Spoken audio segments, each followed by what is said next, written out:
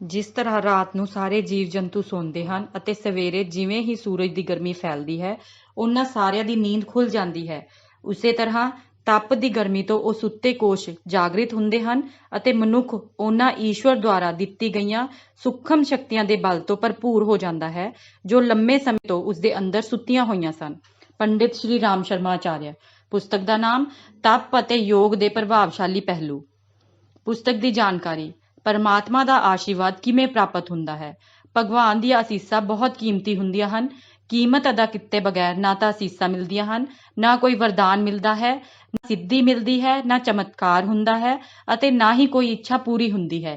ਇਸ ਲਈ ਜੋ ਵੀ ਆਸ਼ੀਰਵਾਦ ਤੁਸੀਂ ਪ੍ਰਾਪਤ ਕਰਨਾ ਚਾਹੁੰਦੇ ਹੋ ਉਸ ਨੂੰ ਜੀਵਨ ਦੇ ਉਦੇਸ਼ ਵਜੋਂ ਨਿਰਧਾਰਿਤ ਕਰੋ। ਜੀਵਨ ਦਾ ਉਦੇਸ਼ ਪ੍ਰਾਪਤ ਕਰਨ ਦੇ ਲਈ ਕੀ ਕਰਨਾ ਚਾਹੀਦਾ ਹੈ। ਜੀਵਨ ਉਦੇਸ਼ ਨਿਰਧਾਰਿਤ ਕਰਨ ਤੋਂ ਬਾਅਦ ਸਾਨੂੰ ਆਪਣਾ ਕੋਈ ਮਾਰਗ ਚੁਣਨਾ ਪੈਂਦਾ ਹੈ ਜਿਸ ਉੱਤੇ ਚੱਲ ਕੇ ਅਸੀਂ ਉਦੇਸ਼ ਤੱਕ ਪਹੁੰਚ ਸਕਦੇ ਹਾਂ। ਜੀਵਨ ਦੀ ਇਸ ਯਾਤਰਾ ਵਿੱਚ ਸਾਨੂੰ ਬਹੁਤ ਮੁਸ਼ਕਿਲਾਂ ਅਤੇ ਕਠਿਨਾਈਆਂ ਦਾ ਸਾਹਮਣਾ ਕਰਨਾ ਪੈਂਦਾ ਹੈ ਜਿਸ ਨੂੰ ਤਪੱਸਿਆ ਕਿਹਾ ਜਾਂਦਾ ਹੈ। ਪਰੰਤੂ ਜੇ ਅਸੀਂ ਆਪਣਾ ਕੋਈ ਇਸ਼ਟ ਨਿਰਧਾਰਿਤ ਕਰ ਲਈਏ ਜੋ ਸਾਡੀ ਸੰਪੂਰਨ ਸ਼ਖਸੀਅਤ ਨੂੰ ਉਸਦੇ ਅਨੁਸਾਰ ਢਾਲ ਸਕੇ ਤਾਂ ਅਸੀਂ ਆਪਣੇ ਉਦੇਸ਼ ਨੂੰ ਪ੍ਰਾਪਤ ਕਰ ਸਕਦੇ ਹਾਂ। ਇਸ ਦੇ ਲਈ ਸਦਾ ਸਵੈ ਵਿੱਚ ਧਿਆਨ ਇਕਾਗਰ ਹੋਣਾ ਚਾਹੀਦਾ ਹੈ। ਇਹ ਯੋਗ ਦੀ ਸਥਿਤੀ ਹੈ। ਉਦੇਸ਼ ਨੂੰ ਪ੍ਰਾਪਤ ਕਰਨ ਵਿੱਚ ਯੋਗ ਦੀ ਕੀ ਭੂਮਿਕਾ ਹੈ। ਯੋਗ ਵਿੱਚ ਦੋ ਗੱਲਾਂ ਮੁੱਖ ਹਨ। ਪਹਿਲੀ ਉਦੇਸ਼ ਨਿਰਧਾਰਿਤ ਕਰਨਾ ਅਤੇ ਦੂਜੀ ਮਨ ਦੀ ਇਕਾਗਰਤਾ।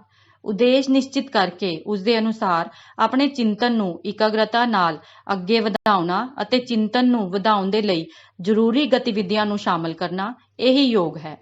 ਸਾਨੂੰ ਯੋਗ ਅਭਿਆਸ ਅਰਥਾਤ ਮਾਨਸਿਕ ਪੱਧਰ ਯਾਨੀ ਆਪਣੀ ਸੋਚ ਨੂੰ ਉਚਾਈ ਲਿਜਾਣ ਦੇ ਲਈ ਕੀ ਯਤਨ ਕਰਨਾ ਚਾਹੀਦਾ ਹੈ। ਆਪਣੇ ਮਾਨਸਿਕ ਪੱਧਰ ਅਰਥਾਤ ਚਿੰਤਨ ਨੂੰ ਉੱਤਮ ਬਣਾਉਣ ਦੇ ਲਈ ਧਿਆਨ ਕਰਨਾ ਚਾਹੀਦਾ ਹੈ। ਧਿਆਨ ਦੀ ਅਨੇਕਾਂ ਕਿਰਿਆਵਾਂ ਹਨ।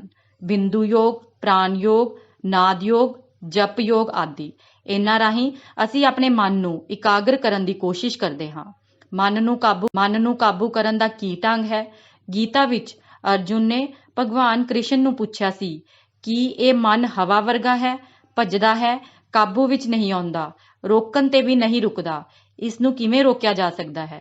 ਭਗਵਾਨ ਨੇ ਇਸ ਦੇ ਦੋ ਢੰਗ ਦੱਸੇ, ਵੈਰਾਗ ਅਤੇ ਅਭਿਆਸ।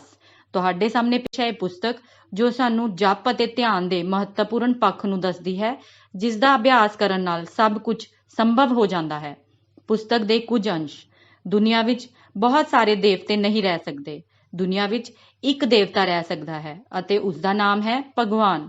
ਜਦੋਂ ਮਨੁੱਖ ਦੇ ਅੰਦਰ ਸੰਸਕਾਰ ਪੈਦਾ ਹੁੰਦਾ ਹੈ ਉਹ ਵਿਚਾਰ ਅਤੇ ਕਰਮ ਦੋਹਾਂ ਦੇ ਤਾਲਮੇਲ ਤੋਂ ਪੈਦਾ ਹੁੰਦਾ ਹੈ।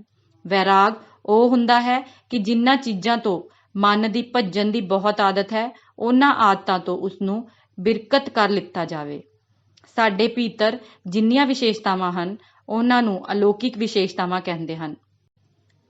ਇਹਨਾਂ ਅਗੋਚਰ ਵਿਸ਼ੇਸ਼ਤਾਵਾਂ ਦੀ ਸਮਰੱਥਾ ਨੂੰ ਜਗਾਉਣਾ ਧਿਆਨ ਯੋਗ ਦੁਆਰਾ ਸੰਭਵ ਹੈ।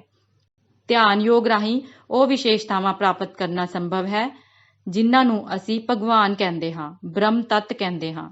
ਚੇਤਨਾ ਦੀ ਬਾਹਰੀ ਪ੍ਰਵਿਰਤੀ ਨੂੰ ਅੰਤਰਮੁਖੀ ਬਣਾਉਣਾ, ਅੰਤਰ ਜਗਤ ਦੀਆਂ ਵਿਸ਼ੇਸ਼ਤਾਵਾਂ ਨੂੰ, ਆਤਮਾ ਦੇ ਸਰੂਪ ਅਤੇ ਉਦੇਸ਼ ਨੂੰ ਸਮਝਣ ਵਰਗੇ ਮੰਤਵ ਧਿਆਨ ਰਾਹੀਂ ਹੀ ਪੂਰੇ ਹੁੰਦੇ ਹਨ।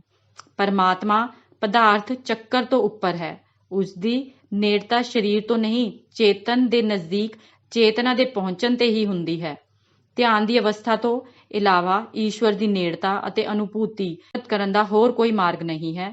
ਮਾਨਸਿਕ ਵਿਖਰਾਵ ਨੂੰ ਇੱਕ ਕੇਂਦਰ ਤੇ ਕੇਂਦਰਿਤ ਕਰਨ ਤੇ ਜੋ ਇਕਾਗਰਤਾ ਤੋਂ ਸ਼ਕਤੀ ਪ੍ਰਾਪਤ ਹੁੰਦੀ ਹੈ ਉਸ ਨੂੰ ਜਿਸ ਪਾਸੇ ਵਰਤਿਆ ਜਾਵੇਗਾ ਉਸੇ ਵਿੱਚ ਚਮਤਕਾਰ ਉਤਪੰਨ ਹੋਵੇਗਾ। ਪੁਸਤਕ ਦੇ ਕੁਝ ਬਿੰਦੂ। ਈਸ਼ਟ ਸਾਧੇ ਉਦੇਸ਼ ਦਾ ਪ੍ਰਤੀਕ, ਇੱਕ ਹੀ ਦੇਵਤਾ ਭਗਵਾਨ, ਇਕਤਾ ਲਈ ਭਿੰਨ ਭਿੰਨ ਧਿਆਨ, ਮਨ ਨੂੰ ਕਾਬੂ ਕਰਨ ਦੇ ਤਰੀਕੇ, ਸੂਖਮ ਵਿੱਚ ਪ੍ਰਵੇਸ਼, ਇਕਾਗਰਤਾ ਦੇ ਚਮਤਕਾਰ, ਸਭ ਕੁਝ ਪ੍ਰਾਪਤ ਕਰਨਾ ਸੰਭਵ।